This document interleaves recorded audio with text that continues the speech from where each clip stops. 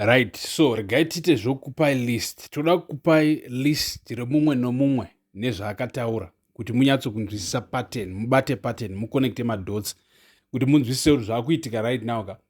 It's a very good thing. These are good times. Because vanenge vachiitika Mnangagwa anga asingafaniri kuuyisa bill zvachose.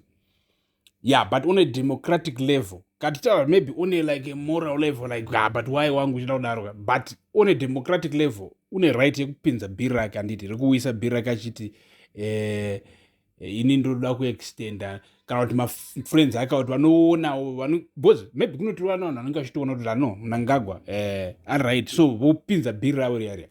But manje zvanga zvakuitika zviya zvekuti once vabaya nebill iri vakutanga kuintimidata anybody who is opposing it. Zvakatakaona kunanga Love More Madhuku. Ende manje munoona chii chinoitika muri Zimbabwe.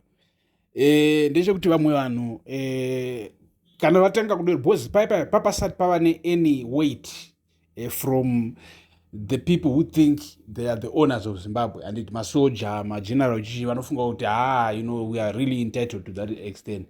Vanga asati vatanga kuoposa chinhu ichi, so vanga vachioposa vanga vachisangana nemaproblems akafanana nemaproblems akasangana Love More Madhuku, but iko zvino izvi pava nemapatterns, so toda kuti munyatsokunzwisisa kuti vacho vari kutaura nezvazvo ndivanani.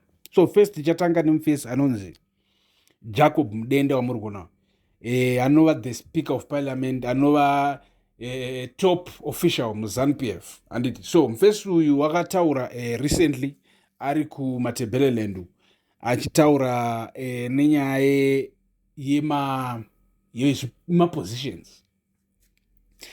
MuZimbabwe haungotauri iwewe nyaya dzemaposition, haungobudikiri uchiti iwewe imimi vanhu musaita basa remapositions, imimi shandai panguva yenyu yamapiwa zviri pamutemo kuti mushande, and then at the end of the day tiri kuona vazhinji venyu muri kutora maposition amumaita personal, but these positions at the end of the day belongs to the people.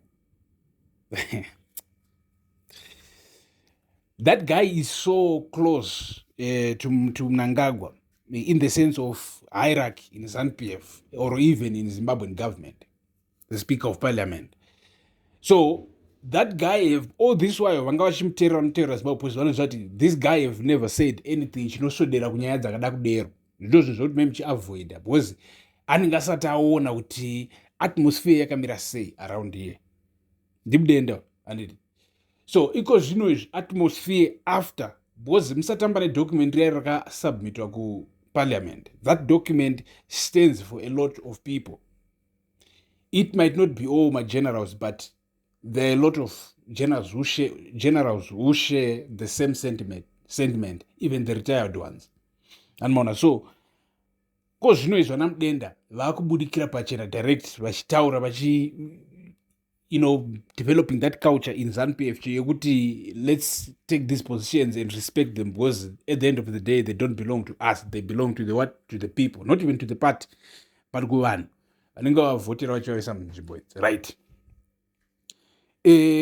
Two, tine vanhu vakaita sana Rutendo Matinyararire, vanhu vokuti vanga vasingambobudikiri vachitaura vachishoropodza, but iko zvino zvavakubudikira achitorizena pamusoro peconstitution, kuti constitution yedu bumbiro mutemo redu rinoti zvakati nezvakati nezvakati zvakati.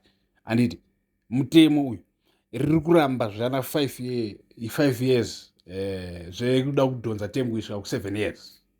Word rikutoti term redefine kuti term rikutaura kuti 5 years, that's it, it's defined, it's a term. Anditi right. And then koita mamwe magenerals akaita sa Winston Gauke muri Zimbabwe supporting. Now the weight is becoming bigger, and regaiti kudze even Chris Mtsvangwa, his language have changed. Now unomuona kuti he is now flexible, because waona kuti pakabudikira Geza Chris Mtsvangwa wakavhunduka kati maybe Geza ari ega, but iko zvino izvo wakuona kuti okay chinhu chakuita official, chakubudikira official, even vanhu vari also in the military involved, they are backing this, they are saying no to 2030. Not all of them, but maybe most of them, they are saying no to 2030, because anybody who is not going to directly benefit financially because kana uchibenefita financially like ungochiti as long as ndadla zvechizimbabwe zvoti kwanzi corruption kana icorruption kana isati yasvika kumba kwangu kana yasvika kumba kwenyu makutambura kutenda jesu mitsinga mana mai venyu vachivuchira pupu maita shoko muchitenda mari yeumbavha handiti ndozvakadhakwa but anyway tiri kuti izvi ndo zvava kuitika izvi so stay here chake chikupai more and more and more updates because pari kupisa